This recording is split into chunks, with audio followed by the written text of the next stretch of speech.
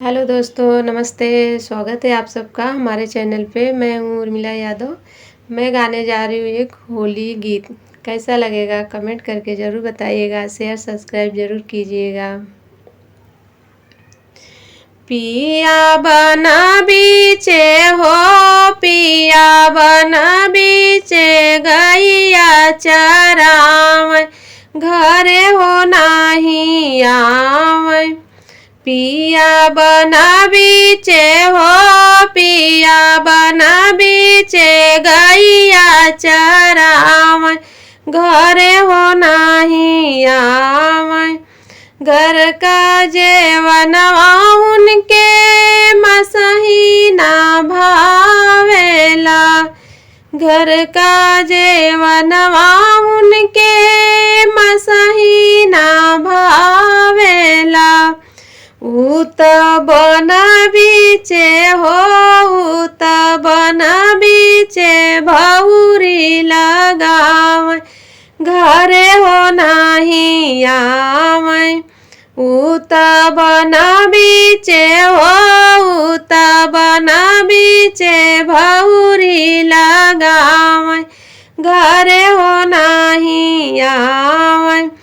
पिया बना बीचे हो, पिया बना बीचे गैया चराव, घरे हो नाही आव। पिया बना बीचे हो, पिया बना बीचे गैया चराव, घरे हो नाही आव।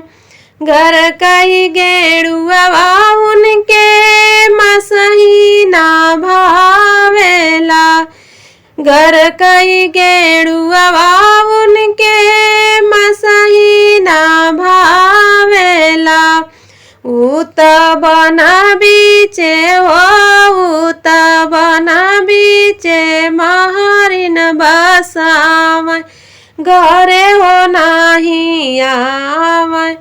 उत बना बीचे हो, उत बना बीचे महारिन बसाव, घरे हो नाही आव। पिया बना बीचे हो, पिया बना बीचे गैया चराव, घरे हो नाही आव। पिया बना बीचे हो, पिया बना बीचे गैया चराव, घरे हो नाही आव। घर का बीड़ुआ उनके मसही ना भावेला, घर का बीड़ुआ उनके मसही ना भावेला।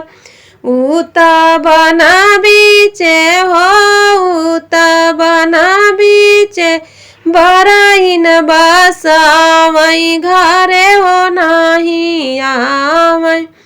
उत बना बीचे हो, उत बना बीचे बराइन बसाव, घरे हो नाही आव।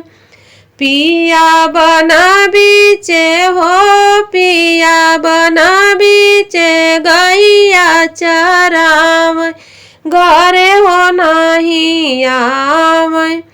पिया बना बीचे हो, पिया बना बीचे गैया चराव, घरे हो नाही आव।